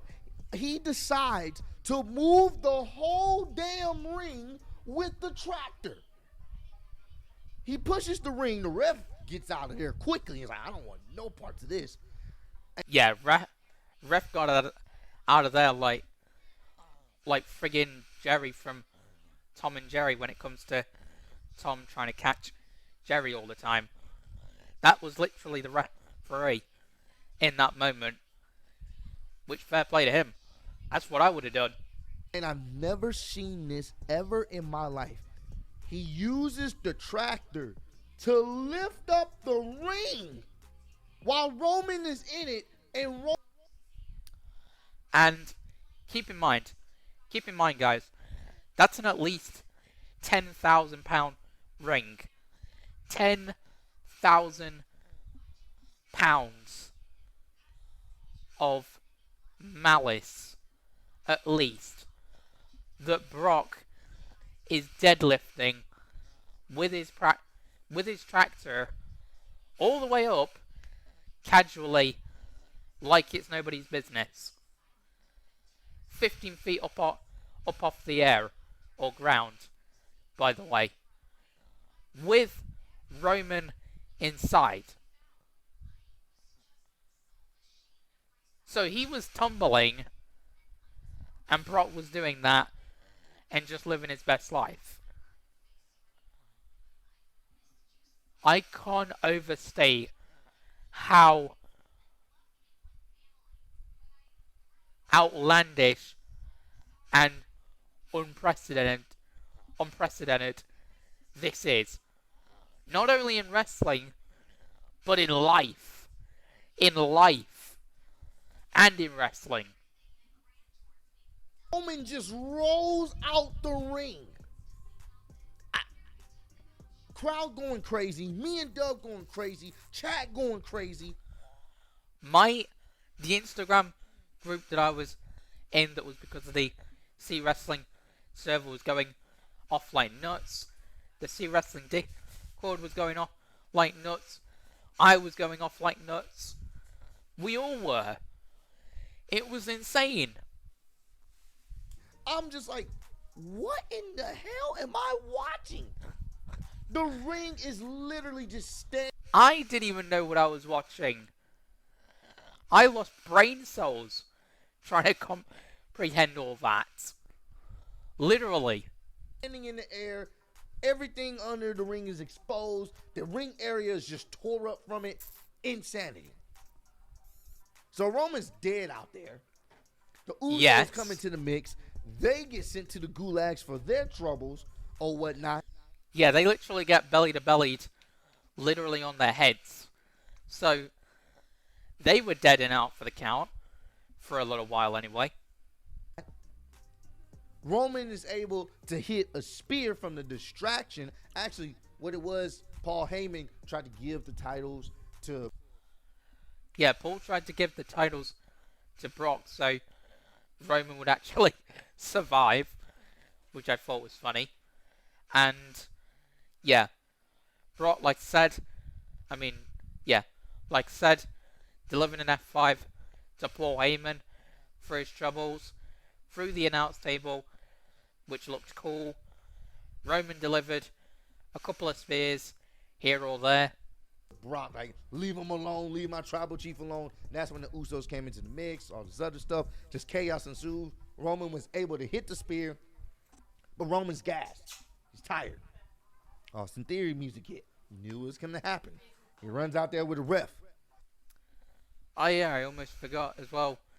Theory also makes an appearance in the match as well. And, yeah, he don't last long because while he's trying to cash in, he takes out Roman, but he gets F5 by Brock. So, yeah. Bye-bye, Theory. So that was it for him. Before he hits Roman Reigns with the briefcase, lays him out. right before he could even say he's about to cash in. Austin Theory gets sent right back to the Many people reference that cash in to Seth's cash in 2015 because it was Brock and Roman facing then. And then obviously Seth got the W and got the WWE title that night at WrestleMania 31 in the main event. And yeah, so Michael Cole referenced that, the Heights of the Century Part 2, but with Theory. But like I referenced and said, he wasn't able to get it done. So therefore he got F5'd by Brock, but did take out Roman. two legs. But Brock Lesnar, he F5s him right onto the suitcase, onto the floor. Yep. Austin Theory's done. Austin Theory's done.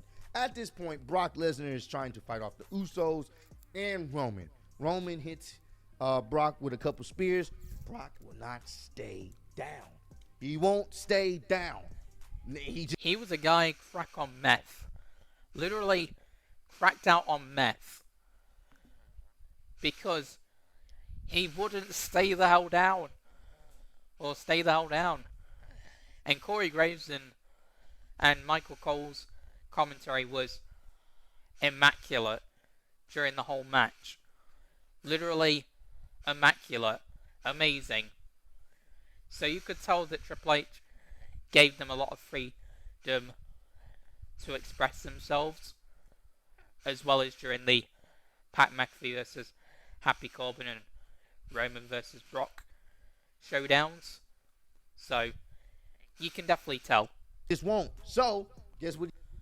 And you can definitely tell that Triple H was possibly, I say this loosely because of how outlandish it actually is, possibly was the mastermind behind the main event and how that went down. Possibly. Because Vince couldn't drain that up to save his friggin' life. And I mean that. He does. He hits him with one of the WWE. Not at his age. With the WWE Championship Definitely belt. not. Maybe when he was younger, but definitely not at his age now. All the respect in the world for Vince, but he wouldn't have thought that. It won't. Not at his age now. Stay down. All right. Cool. All right. So, I may be getting this out of order because there was so much chaos. This was so funny. He actually, I'm skipping a part. He actually does F5 Paul Heyman. When Paul Heyman is trying to plead to him to stop this, he F5s Paul Heyman through the table, and Paul Heyman didn't move for the rest of that segment. Paul Heyman died right there. Throw up the X for Paul Heyman. Very funny. At this point, Roman gets the... Yeah, Paul got the F5. Thanks for coming. Thanks for your service. And yeah, he looked dead. He looked absolutely dead. And when he woke up, he looked like he was on another planet. Like, literally, he did not look right at all. The Usos legit, no joke, had to literally carry him out the freaking building, or at least out of the arena, because of the way he looked. So that speaks volumes, obviously. Austin Theory's briefcase beats him down with it while he's on the ground, like, this is for your ass coming out here, and then proceeds to beat the living crap out of Roman with the dented up Money in the Bank briefcase. He still stands up. Hit him with the WWE Championship. Yeah, they used the briefcase and that thing got dented more than an actual dent in a wall. Literally. More dented than ever. Or more dented than anything that I've ever seen dented. He still stands up. Hit him with the Universal Championship. He still stands up. So you say, you know what? Fuck it. So they just piled on all the carnage. They put the steel stairs on him. They put the announce table on him. Yeah, you name everything that was at ringside, they used it to bury Lesnar. Like, you name anything, like, that was at ringside on that night, they used it. And they desperately used it. So, and that was to obviously win the match, which it did secure them the win. or them the win, Roman and the Usos. When Roman stood on Brock when he couldn't even breathe. Among the rubble. And I mean that, among the rubble. Like, this match was a massacre like no other. They put But in a good way. everything on him so Brock can't get to the count of 10. Roman stands on top, and boom, there it is. Roman wins because Brock couldn't overcome the carnage and trash and destruction that was on top of him. Yes. And Roman Reigns retains I don't think anybody the could do titles, that. And this was great.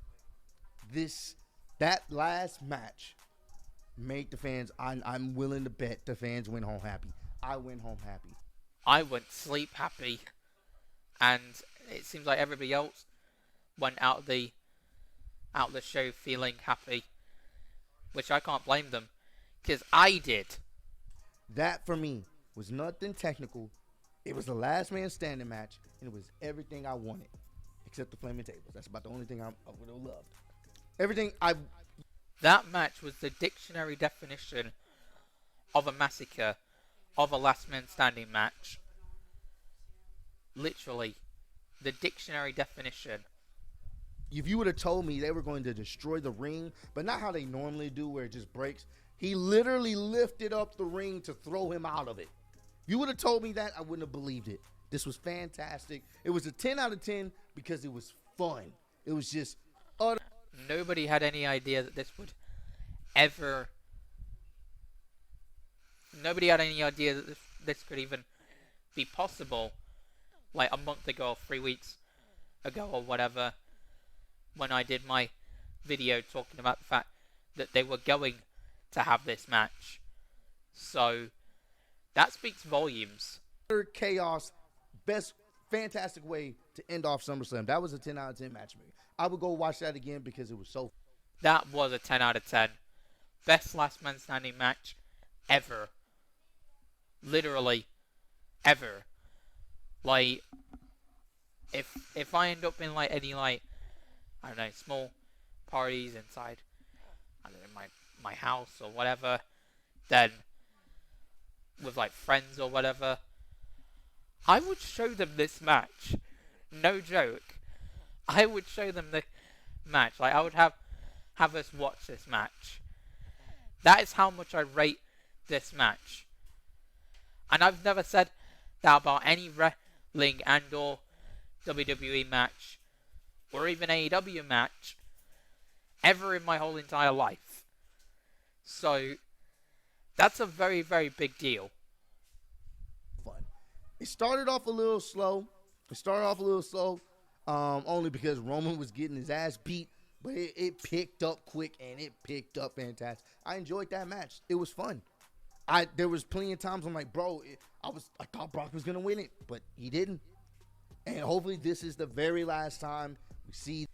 Yeah, Brock made a believer out of all of us that maybe he could win it because he was just so on crack that he just kept getting back up after everything. Only Brock. Only Brock. And I do hope that is the last time because there is no need for another match. There is no need. Especially after the perfect match they put on at SummerSlam. There's no need. This happened.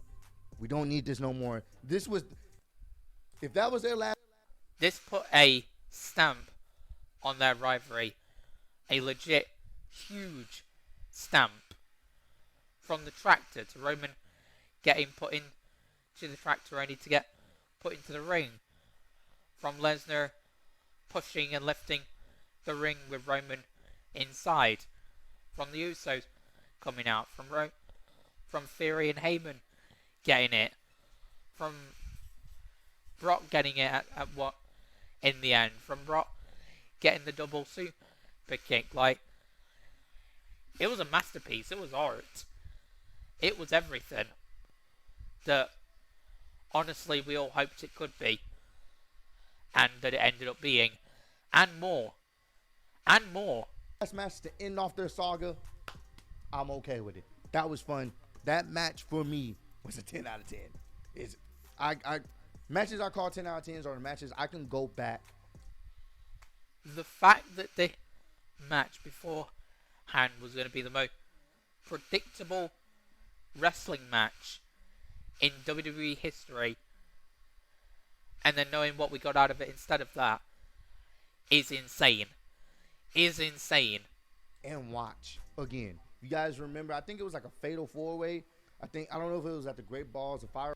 I'll be hard fetched and hard stretched and everything to find a match that even closely resembles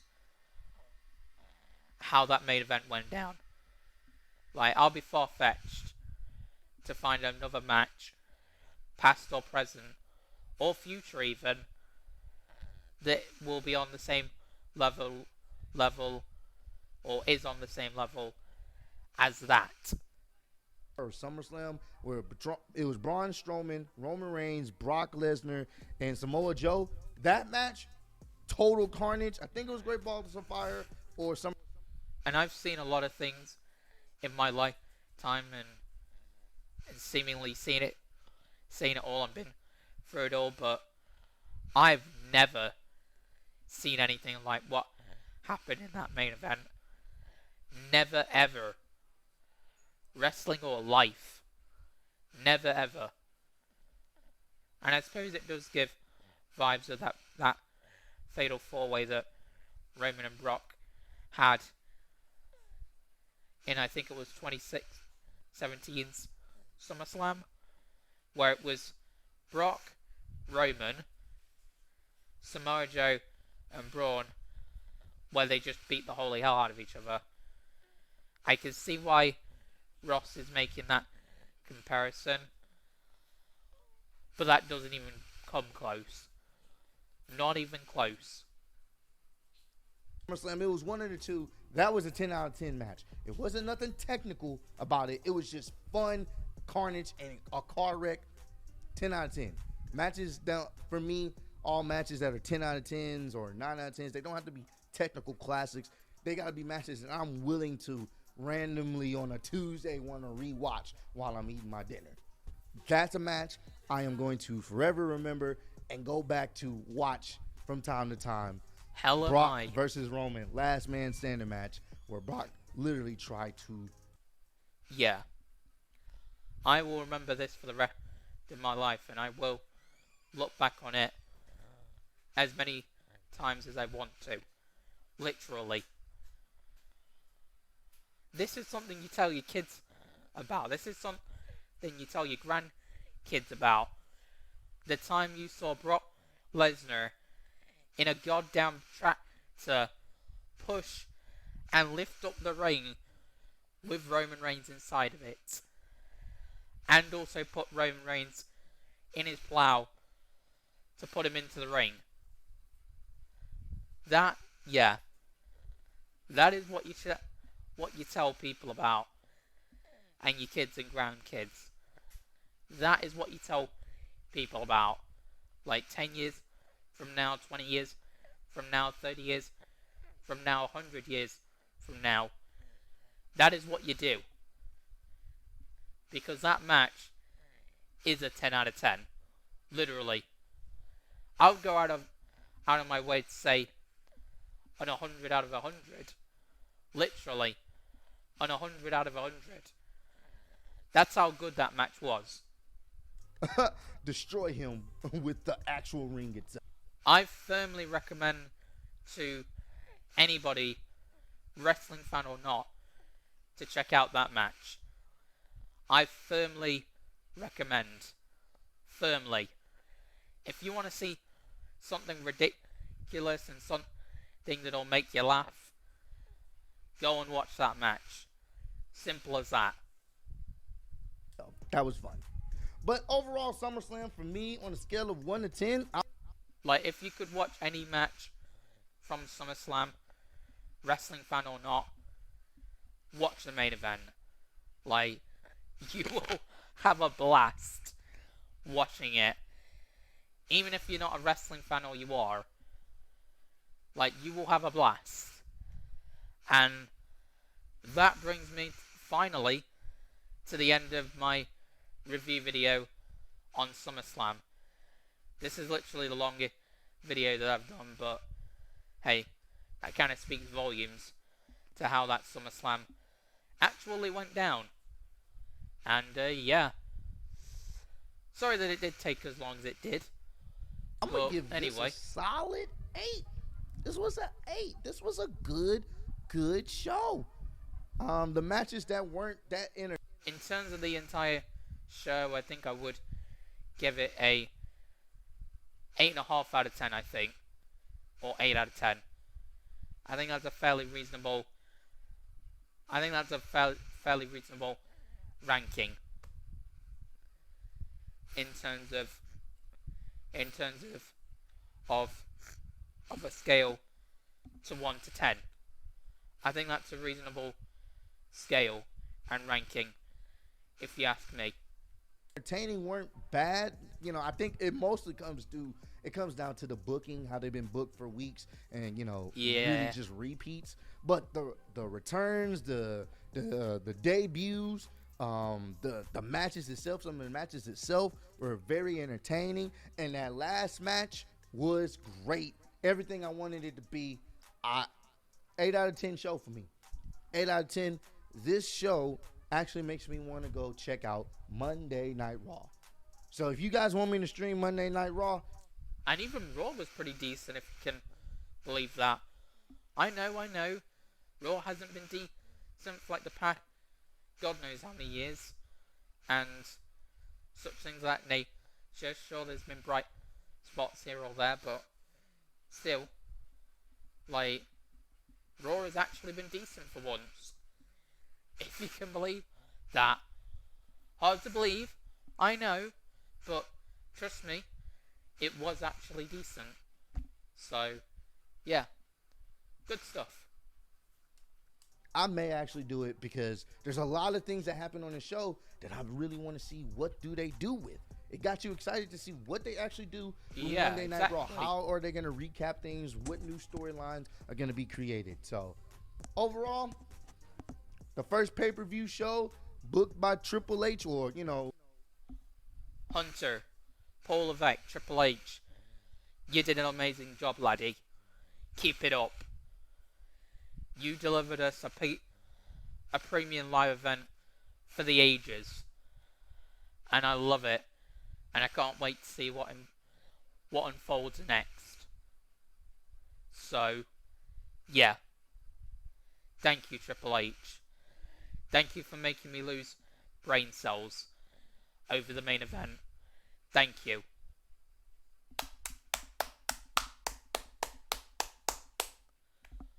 Clap of appreciation for that guy. Very well put together pay-per-view / premium live event. Head of creative by Triple H. 8 out of 10 for me. It was fun. I suggest you guys go back, watch some of these matches. Definitely watch the Becky and Bianca match. Was enjoyable. You definitely watch that, and watch that for Bayley's return and the debuts of Io Shirai and Dakota Kai. I would go back and watch the Logan Paul match. That was pretty good. I would go back and watch what's this? In terms of matches that I would go back and watch, I would watch Bianca versus Becky, because that was a good match, plus the returns and debuts, and Logan Paul versus The Miz, because that was amazing. Pat McAfee versus Happy Corbin, because that was equally amazing. The Last Man Standing match, of course, because, well, if you know, you know. And what else? I'll watch The Edge return, or at least the Mysterios versus the Judgment Day again for Edge's return. So I'll do that anytime I want. And I think that's about it for as far as I know. In that case. Pat McAfee, Baron Corbin, definitely go back, watch the main event, and then all the other segments of Edge returning and Ronda going rogue. those are things you could definitely check out. I'll definitely watch Liv and Ronda's match again. You know, for the Ronda Rogue moment, because I thought that was pretty sweet. Obviously not sweet as in lovely, but it was good. It was good stuff. And it should lead to hopefully great things. Hopefully. Out like on YouTube and stuff like that. But a fair amount of this show, very enjoyable, definitely worth your time. I give it an 8 out of 10. So comment down below. Let me know what you guys rate this show on a scale of 1 to 10. Did you guys enjoy? It was definitely worth having that power nap before the show began, and then obviously watching it in the early hours of Sunday in my case because of being in the UK. It was definitely worth it. Definitely. SummerSlam That this night year, in the man. hospital. Let me know down below. But I Where appreciate I all was of the at. support. Road to 90K. Appreciate y'all giving me. Definitely. See y'all next one. Peace. But yeah, that will do it for the SummerSlam review video. Sorry that it took so damn long, but there was obviously a lot to unravel and cover. But yeah, if you guys enjoyed it, like, comment, subscribe, share the videos, favorite videos. If we could get up to 150 likes, that'll be great. And yeah, ciao guys, and as for videos I'll be doing in the future, I don't know when that will happen, because I'm still on recovery stage of my operation, and then staying in hospital for the past 2.5 weeks after that, so I'm still on recovery. So you may see a video from me, you may not, who knows when that will be. But point is, expect more, obviously, dope content to be coming, and therefore, yeah, it'll be good, man. It'll be very, very good. The Summer of Dead Men 1010 is definitely heating up if it wasn't already. But yeah, like I said, like, comment, subscribe, share the videos. If we could get up to 150 likes if you enjoyed this video, that would be great. And yeah, ciao guys. Or ciao guys. Or ciao guys. Sorry about that, but yeah. See you later. Hope you enjoyed SummerSlam as much as I did.